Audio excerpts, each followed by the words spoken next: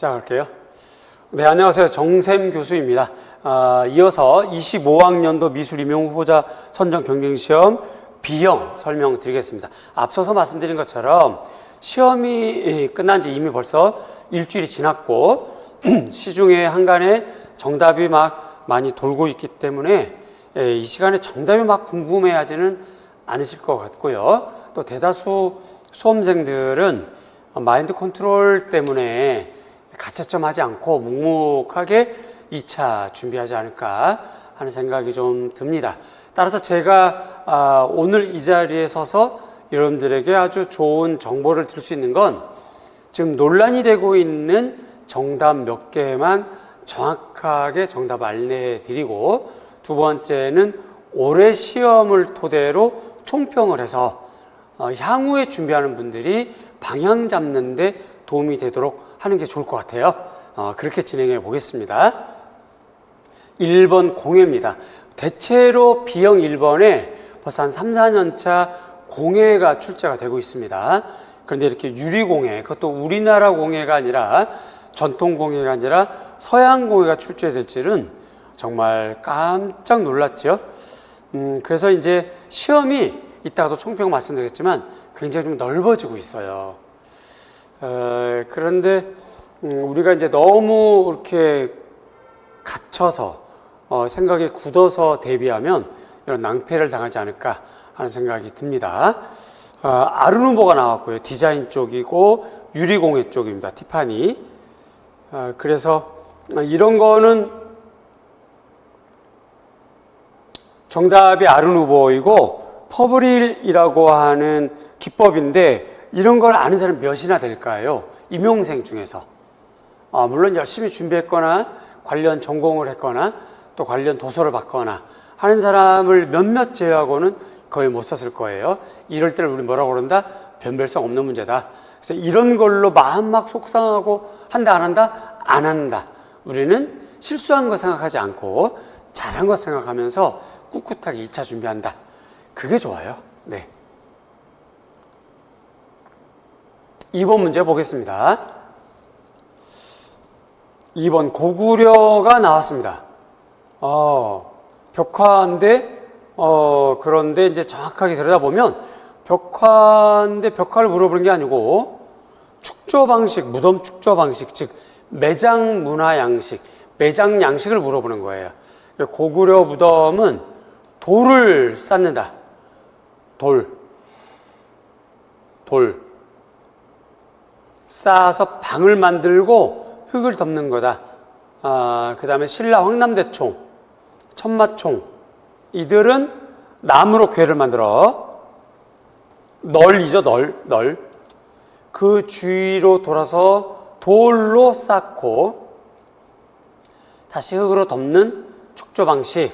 그래서 우리가 많이 문제 풀어봤던 거, 흙무지 돌방 무덤, 석실 봉토분, 그 다음에 돌무지 덧널 무덤, 적석 목각분, 이렇게 되겠습니다. 둘 중에 하나씩 쓰면 될 것 같아요. 그닥 어렵지는 않았던 문제인 것 같아서 넘어가겠습니다. 이제 고대 매장 문화까지 우리가 정리해야 되는 것. 다행스럽게 이건 필독서에 있는 내용들이었어요.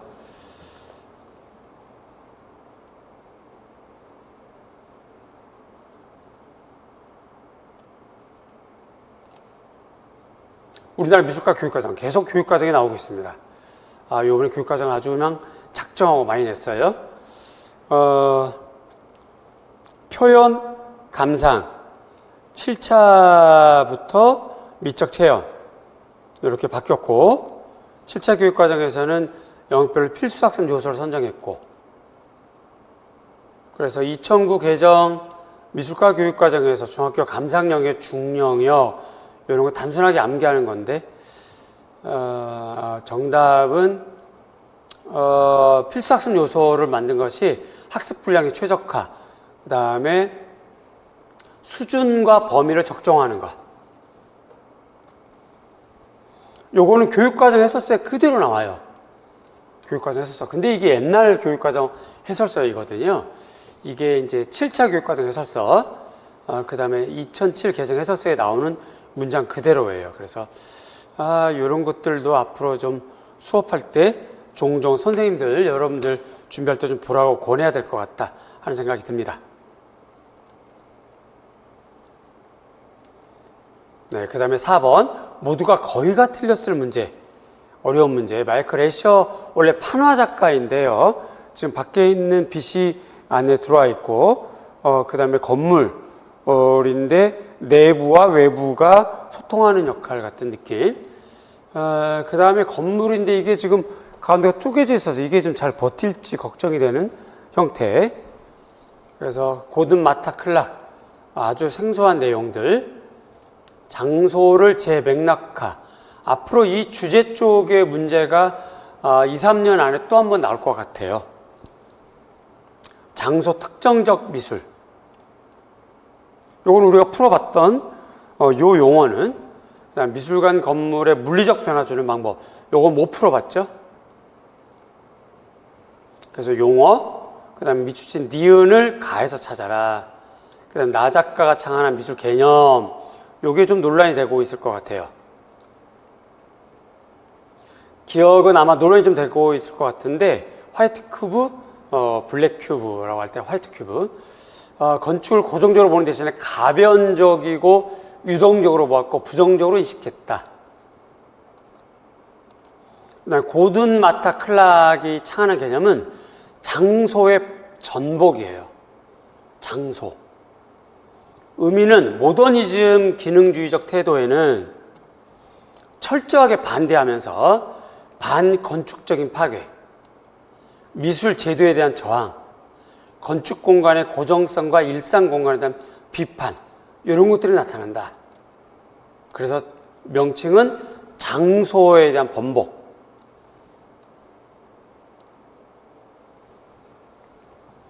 개념은 반건축적 조각도 정답이 됩니다.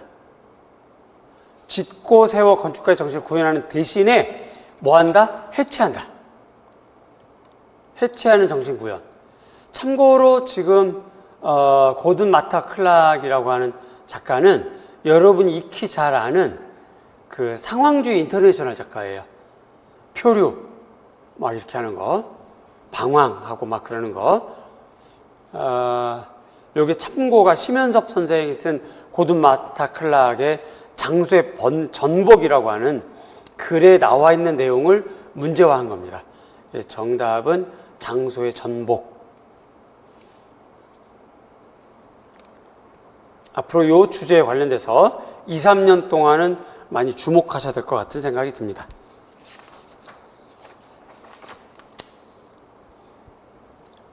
한동안 한국미술사 회화가 안 나오더니 이번에 또 한국미술사 회화가 이렇게 최북, 윤재홍 이렇게 출제가 됐습니다.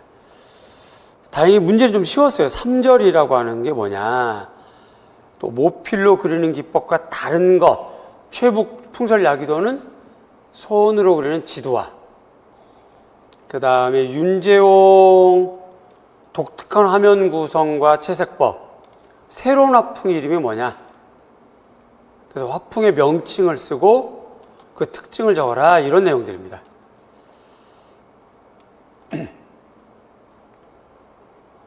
3절은 시서와 뛰어난 사람을 말합니다. 간단하게. 니은은 지도화. 명칭은 이색 화풍이에요. 이게 정답일까 싶을 만큼이죠. 근데 조선 말 이색 화풍. 이건 익숙하죠. 그죠? 조선 말 이색 화풍을 만들어낸 윤재홍. 이색 화풍입니다. 이걸 다른 말로 19세기 신경향 화풍이라고도 해요.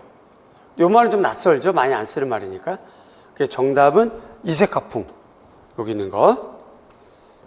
그리고 또 다른 멸칭 신경향 화풍. 특징은 화면을 상하 2단으로 구분합니다. 이분하고요. 배경을 단순화시킵니다. 인물을 그려 넣어서 과감하면서도 이색적인 화면 구성. 그래서 지금 이렇게 보시면 맞지요? 화면에 대한 2단 구성 이렇게 되죠. 지금 화면 2단 구성.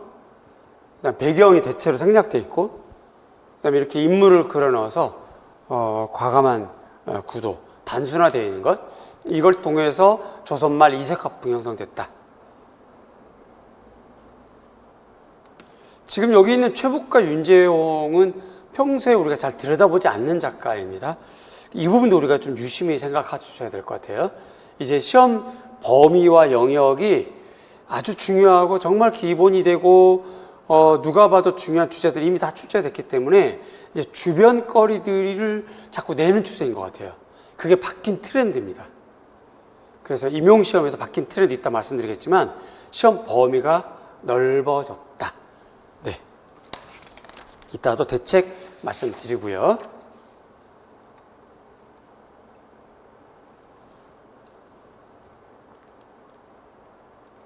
그 다음에 6번입니다. 미켈란젤로. 그 다음에 포초라고 하는 낯선 작가인데, 산티나치오 성당은 들어봤고, 르네상스 시대 천장화입니다. 바로크 시대 천장화는 다르다. 회반죽 바탕에 수성알로 채색하는 프레스코, 우리가 많이 풀어봤고요.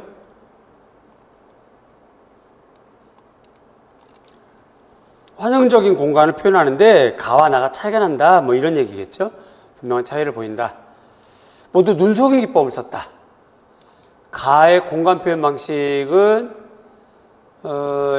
나는 가를 벗어나서 더 극대화시켰다. 뭐 이런 내용들입니다. 아래에서 위로 올려다보는 방식. 자, 요것인데요. 나와 같은 유형의 그림은 17세기 로마 가톨릭교회에서 유행하였다라고 되어 있어요. 그래서 용어입니다. 용어. 건축 요소와 일체화시킨 방식에 대해서 얘기하고, 그다음에 종교적 배경. 당연히 종교적 배경은 종교개혁이죠. 자, 그래서 기억은 프레스코, 리은은 천장을 가로, 지금 미켈란젤로 얘기하는 겁니다. 천장을 가로지는 궁룡의 그림을 그렸어요. 요거. 천장과 연결된 건축 구조를 그림에 연장시켜서 건물의 구조처럼 묘사한 틀 속에 인물을 함께 배치한 거죠.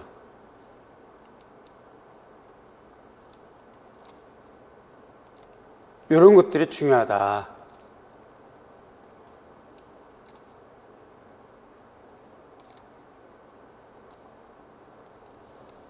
자, 디귿이 이제 논쟁거리가 될 것 같은데, 요거 아래에서 위로 올려다보는 시점, 제가 초반에도 말씀드렸지만, 이게 이제 어려운 책, 근데 여러분들이 구입하지 못하는 책, 이미 절판됐고요. 그 다음에 책이 너무 두꺼워서 잘 안 보는 책, 거기엔 소틴수라고 나와요. 자, 그러면 소틴수도 정답인데, 점수를 주는 정답이죠. 자, 그런데 우리가 이 생각을 하셔야 될 것 같아요. 그럼 우리가 이걸 쓸 수 있느냐, 소틴수를. 임용생 중에서 소틴수를 접할 수 있는 사람이 몇 명이나 되느냐, 이거를 채점자가 생각하고 문제를 냈느냐, 아니면 뭐 그런 걸 각오하고 문제를 냈느냐, 뭐 이런 얘기인데, 우리는 편안하게 생각을 하자고요. 우리는 우리가 접할 수 있는, 손을 뻗어서 만질 수 있는 책, 그 책에 이 문제에 대한 정답이 있느냐? 있습니다. 젠슨 책이 있어요. 서양비자 270페이지 보시면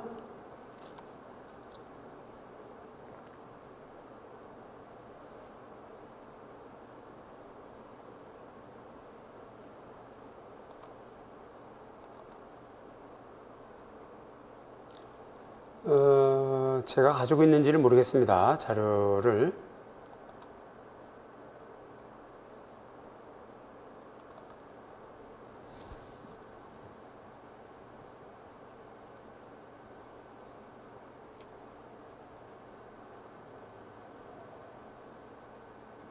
네, 서양미술사 270페이지를 보겠습니다.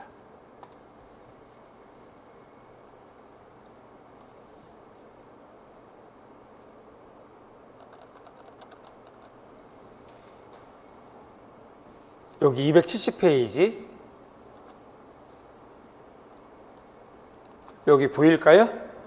네. 프레스코 가운데 가장 극적인 분위기를 보여주는데, 그 이유는 이 그림이 과감하게 지렁이 시점이라고 나옵니다. 이렇게요. 입각한 옹호법을 구사하고 있다. 이 그림이 뭐냐? 자, 소실점은 화면을 벗어난 아래쪽에 설정되어 있고 실제로 관람자 시점도 여기에 일치하고 그러면서 이 극단적 구도 바로 요걸 얘기합니다. 요거 아래에서 위로 바라보는 앙시. 만테냐가 주로 이런 기법을 많이 썼죠.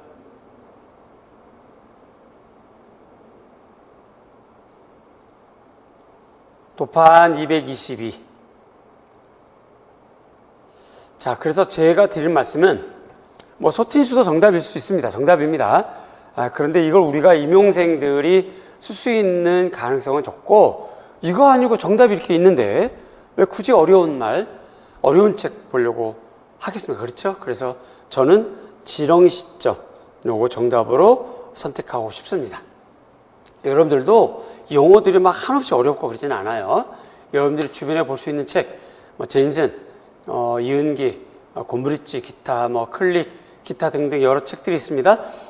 그러한 책들을 주변에서 쉽게 구하거나 접할 수 있는 책들을 참고하셔서 바뀐 트렌드의 임용시험 문제에 대비하는 게 좋겠다는 생각이 듭니다. 배경은 가톨릭 교회를 중심으로 한 반종교개혁 입장입니다. 그렇게 되겠죠?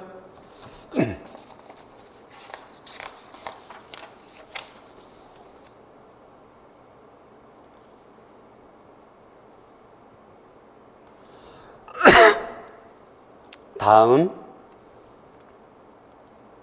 7번 파나입니다. 역시 파나도 여태까지 나왔던 패턴은 좀 다르죠. 뭔가 판형별로 나왔던 원칙 아닌 원칙을 지켰었는데 이제 그런 것이 다 깨졌고 새롭게 판을 짜는 느낌이 좀 들어요. 하지만 에콰틴트는 나올 수밖에 없다라고 말씀드렸는데 잘 나왔고 그다음에 에콰틴트 판을 부식할 때 올라오는 공기 기포가 있죠. 이것 때문에 이미지를 방해합니다. 부식을 방해해요. 작품에 영향을 미치게 되죠. 이거 없애는 방법이 없을까요? 있습니다. 아주 간단해요. 그렇게 되고 이제 BAT, 그다음에 잉크가 잘 흡수도록 하는 파나지 처리법. 일단은 기억은 송진가루이고요.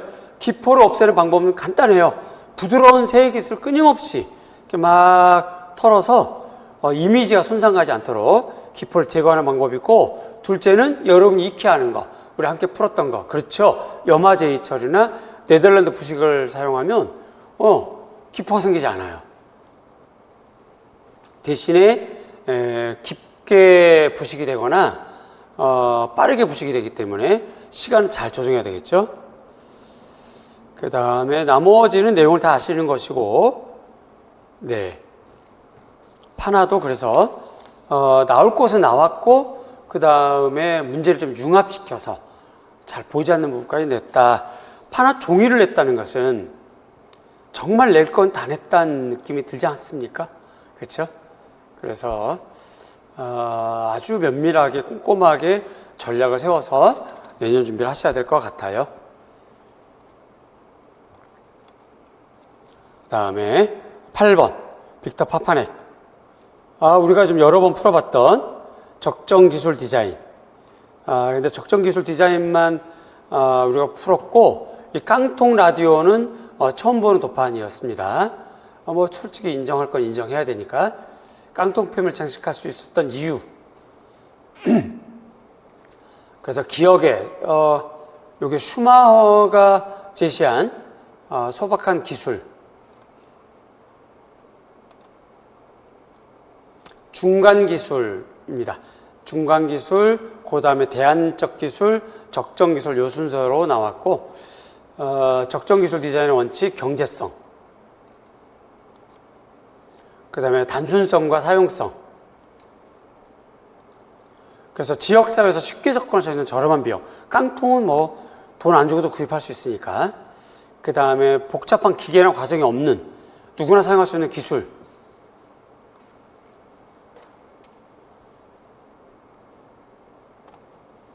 재료를 말하는 겁니다.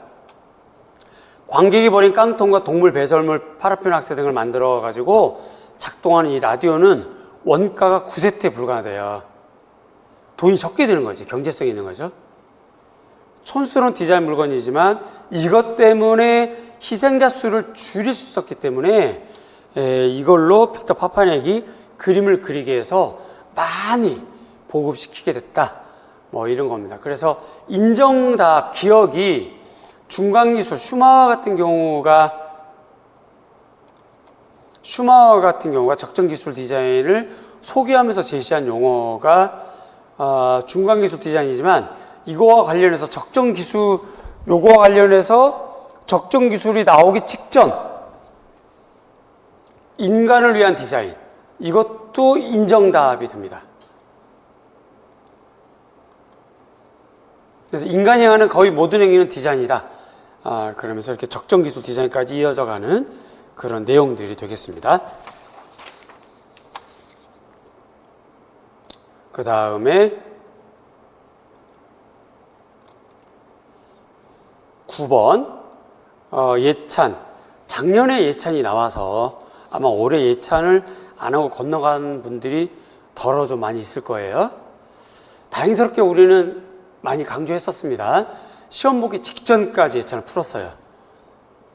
참 다행스러운 일이라 생각하고 거기에 또 잘 따라와 준 우리 선생님들이 참 멋지고 대단해 보입니다. 그리고 오진. 오늘은 시각자료를 보여드리지 못했습니다만 11월 마지막 주에 문제 그대로 예찬과 오진 냈던 문제가 좀 있었죠. 제 문제를 풀어봤던 분들이 잘 기억할 것 같고요. 또 동원합붕의 구도 요거까지 그대로, 또 고의론 이렇게 돼서 참 다행스러웠다 하는 생각이 듭니다. 온말 4대가 고의, 규고의론, 강렬한 복고주의적 경향, 특히 이성과 동원을 추구했고 즉 송대 원체화가 형사와 격법을 지나치게 중시한 것을 버리고자 했다. 규유 고의를 느낀다 이거고요. 그 다음에 예찬의 일필 미적 특징은 사기, 초초, 주경 이렇게만 쓰셔도 되겠습니다. 미적 특징이니까요. 필묵법의 특징, 구도를 물어보는 거 아니고요. 필묵법, 가와 나 작품에 나타난 필묵법, 구도를 물어보면요. 뭐 일하의 앙한 구도라는 둥, 뭐 이런 말들을 쓰면 되겠지만, 물론 그렇다고 여기다 써도 오답은 되지 않지만 문제가 요구하는 핵심 키워드는 아니라는 거지. 작품에 나타난 필묵법, 구도를 쓰라고 한 거 아니에요. 그래서 가장 큰 필묵법은 사기, 초초, 주경, 간략한 분놀림, 문인화풍의 필묵법, 간결하면서도 강한 문인화풍의 필묵법 이겁니다. 오지는 현실사에 대한 불만을 간접적으로 표현한 그런 필묵. 전체적인 구도는 조명부를 따랐고 필선이 굵고 깊이가 있고 후경을 확대시킨 점은 동원의 정신을 살렸다. 이건 우리가 풀었던 문제 정답 그대로입니다. 네.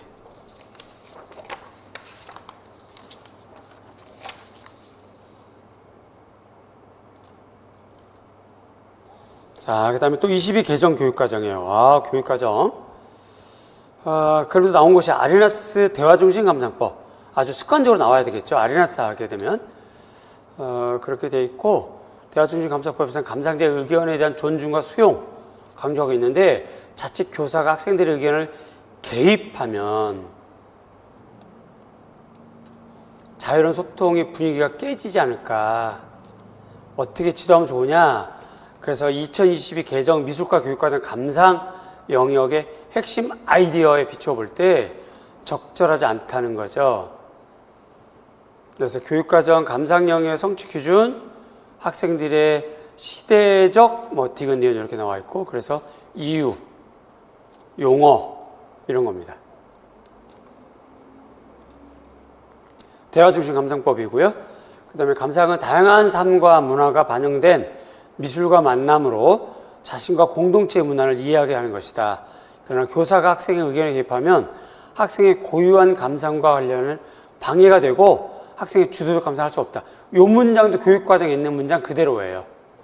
그래서 교육과정 해설서를 아주 열심히 봐야만 됐고 또 그런 정답을 많이 만들었다 하는 생각이 듭니다.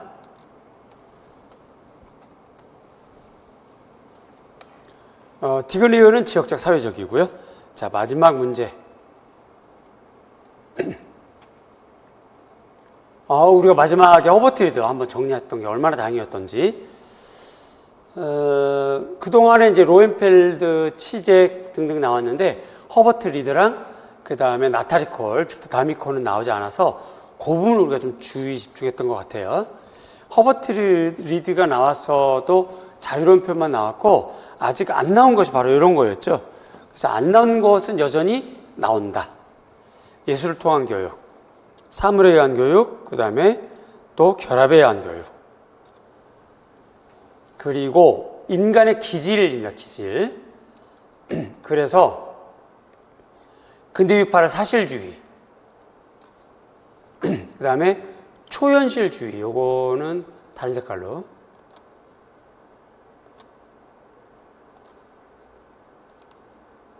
그 다음에 표현주의,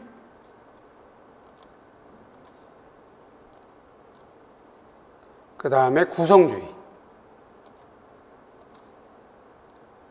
이렇게 구분을 한 게 허버트 리드예요. 여기에서 사실주의는 사고형, 초현실주의는 감정형, 표현주의는 감각형, 그리고 구성주의가 뭐냐?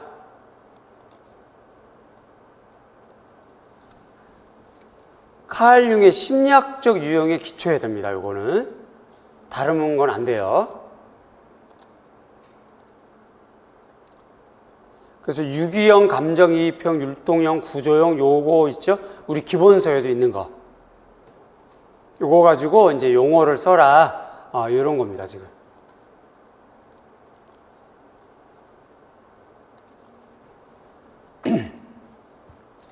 개인적인 측면은 예술가의 육성이 아니라 조화로운 인간성 개발. 이게 허버트 리드가 주장하는 미술교육의 큰 목적. 이걸 통해서 사회가 조화로운 인간 형성하고 이상사회를 만드는 것. 이게 사회적인 측면. 감상은 다양한 삶과 문화가 반영된 미술가의 만남, 자신과 공동체 문화를 이해하는 것이다. 그러나 교사가 요건 앞에 거고, 그 다음에 결합, 그 다음에 리을이 구조형이다. 구조형. 요게 잘못됐죠? 요게 디귿이고,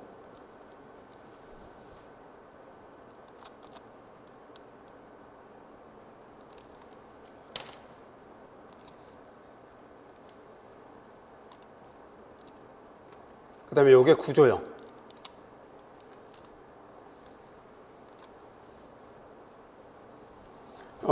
문제에서 다시 보시면 유기형, 감정이입형, 율동, 요 구조형에 해당합니다. 구조형. 뭐 여러 가지 지금 논란이 있는데 이거는 그냥 여기 써 있는 것처럼 참고서 미술교육의 이론과 사상 허버트 리드 미술교육의 페이지 62페이지에 나와요. 구조형입니다. 그리고 제 책 상권 39페이지 보시면 구조형에 대한 설명이 나와 있습니다. 네, 이렇게까지 해서 일단 간단하게 기출문제 정답을 좀 알아봤고요.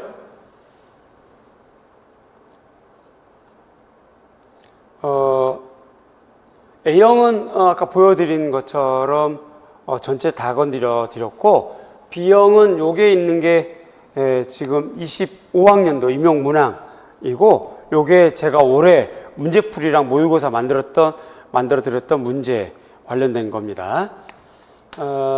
아쉽게도 B형 4번, 5번은 건드리지를 못했어요. 건드리지를 못했고, 대신에 뭐 최북의 뭐 지도와 같은 건 수업 시간을 많이 말씀을 좀 드렸던 거고, 나머지는 또 이렇게 다 건드려서 2개나 3개씩 건드려서 합격 관리반에서도 굉장히 많이 나왔고, 5월달, 11월달, 심지어 예찬 같은 거 11월 4주차 B형 7번에서도 있었던 것.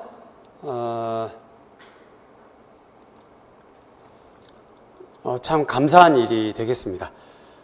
그렇게 되고, 네, 총 23문제 중에서 20문항 정도를 제가 접근했거나 반 정도 맞춰드렸거나 아니면 완전 적중을 해드렸거나 그렇게 됩니다. 앞으로도 노력해서 꼭 합격할 수 있도록 최선을 다하겠습니다.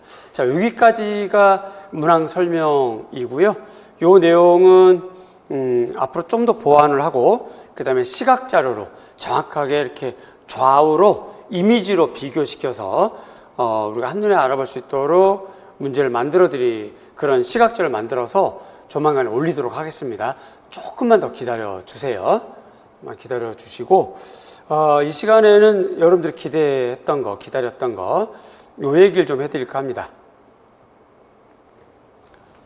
총평입니다.